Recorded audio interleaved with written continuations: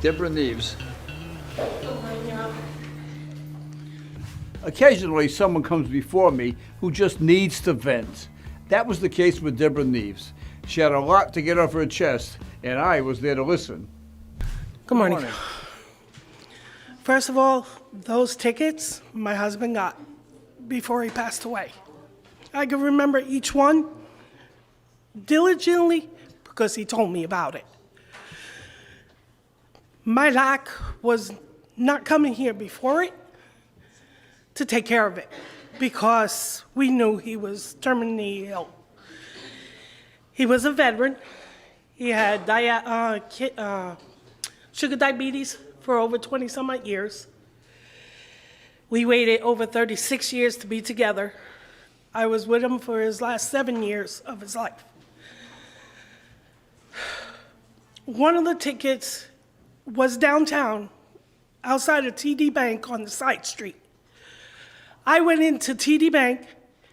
We parked in the handicap zone, the first one. He stayed in the car. I went into the bank. I came out, there's a ticket. He's in the car with the handicap plaque. So I said, I'll take care of it. He ended up in the hospital. I was gonna come in and fight that one. The other ones, one was right in front of my house. We moved in March. There was still snow. We pulled the van out front so he could have access to the van because he always had a boot.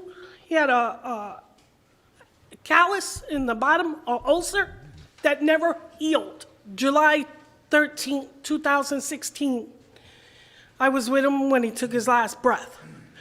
But the other one was on Broad Street. He was on his way to dialysis. There was snow. He parked where he could walk into Betos to go get his stupid food because he had to bring up his sugar before he went into dialysis. When he came out, there was a ticket. He told me, babe, I didn't know I had the ticket. I said, well, you got a ticket. Those are the 3 tickets that I knew of. The other one was because my son went to pick him up and he parked in a spot. He didn't have the stupid handicap. He waited for my husband. And because my husband walked slow with a cane and usually either a cast or a boot on his foot, they gave my son a ticket.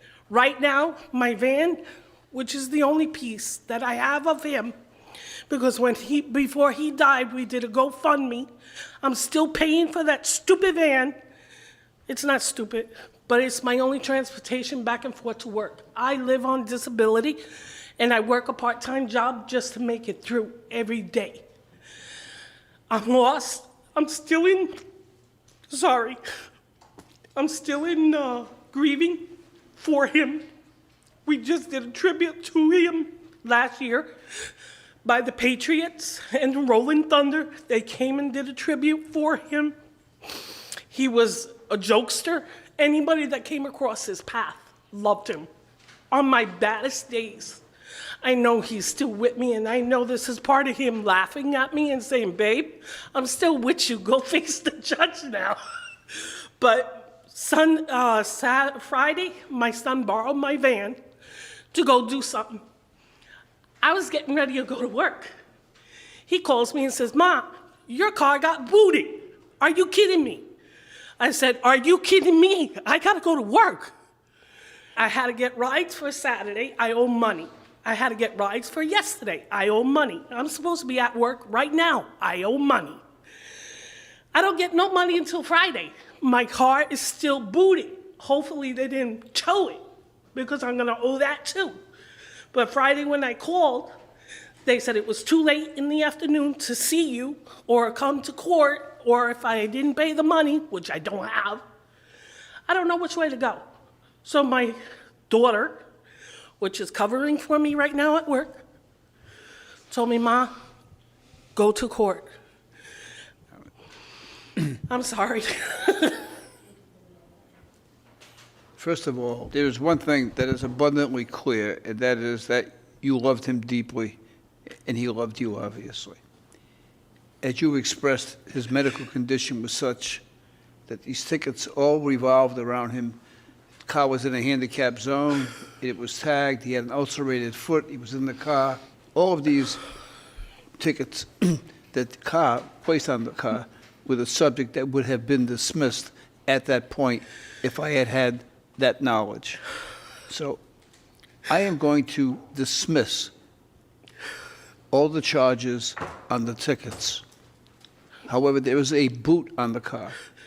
The city pays a private contractor $100 for the boot. I can't even afford that. I'm going to make an exception that I rarely make. I'm going to waive the boot fee. The matter is dismissed. Good luck to you. Thank you.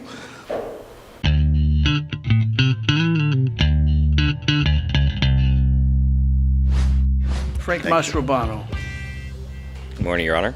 you have 4 overnight parking tickets. Yes, Your Honor. Are you living in Providence? Yes, Your Honor. I reside on Hammond Street where the tickets were received.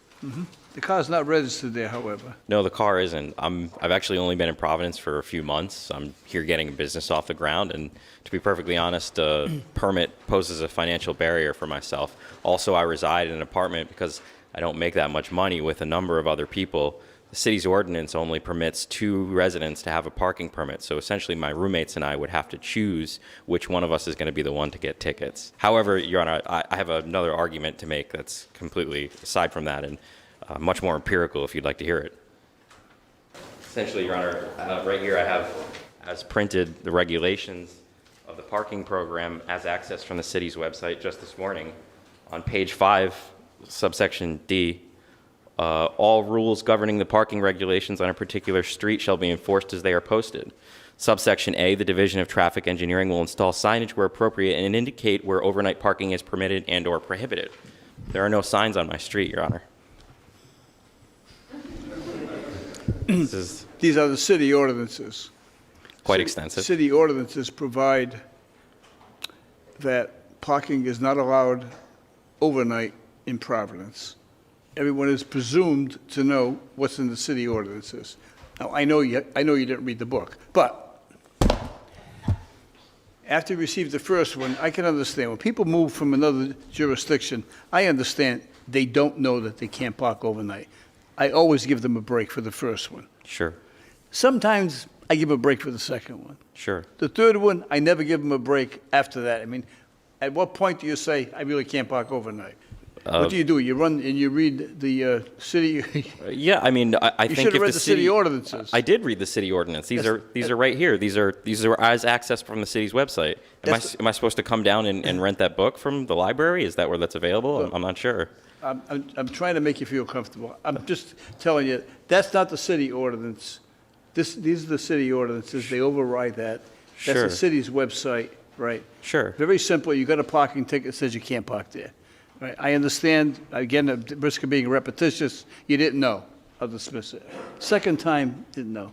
The third and the fourth time, you know it's $40. Sure. Well, Your Honor, how about the ordinance that all outstanding parking violations issued on vehicle registration must be paid in order to obtain a parking permit? What you're doing is, you're challenging this. I'm going to set it down for trial. You can come back, the city solicitor will be here, you make your argument, he'll make his argument, and the matter will be set down for trial. Sure. Good luck. Thank you very much. All rise and hit subscribe so you don't miss the latest viral moments like this one. Share these videos and weigh in on the cases. You be the judge. Subscribe now.